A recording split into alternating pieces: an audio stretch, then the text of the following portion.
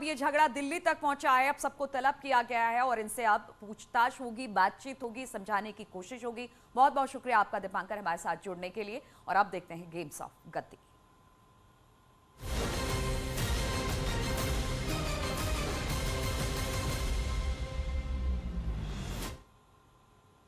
तो उत्तर प्रदेश के मुख्यमंत्री योगी आदित्यनाथ ने सोनभद्र में कई बड़ी योजनाओं की सौगात दी है और इस मौके पर उन्होंने समाजवादी पार्टी पर सियासी वार किया है।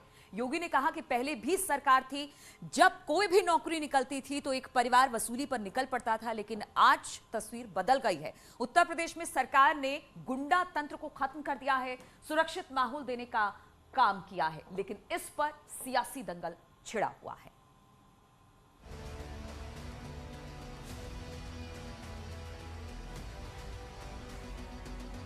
यूपी में चुनावी दंगल का अखाड़ा सज चुका है। हर कोई अपना अपना दांव चल रहा है, हर किसी के अपने अपने दावे हैं। लेकिन सवाल है कि क्या इन दावों के दम पर यूपी में योगी सरकार फिर से वापसी कर पाएगी? क्योंकि योगी सरकार लगातार कानून व्यवस्था को आधार बनाकर विपक्ष को घेरने की कोशिश कर रही है। मुख्यमंत्री अपने शासनकाल के राम राज्य का हवाला दे रहे हैं और गुंडा राज का डर दिखा रहे हैं।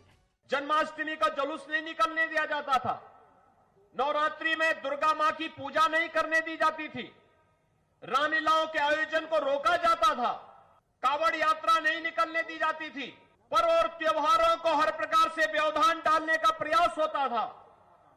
लेकिन भाइयों बहनों, अब तो दंगाइयों को जहां जाना था वहां पहुंचा ही दिया गया है। कोरोना भी आपके पर्व और त्योहार को नहीं रोक पा रहा है।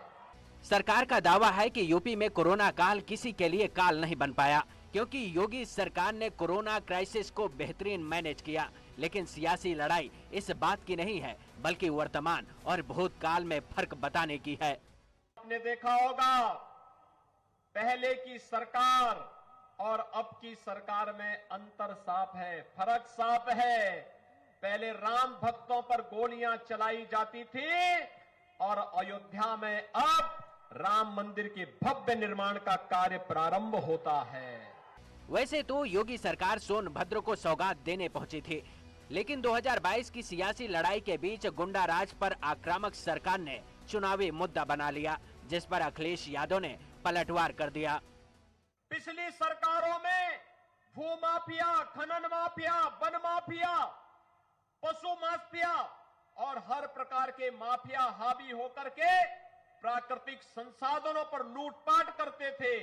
वर्तमान सरकार में माफिया की जगह जेल होगी या दूसरे लोक में होगी, सोनभद्र में नहीं होगी।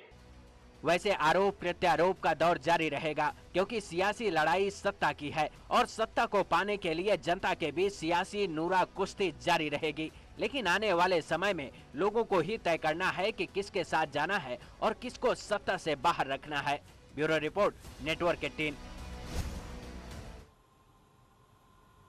और रुकेंगे यहाँ पर छोटे से ब्रेक के लिए।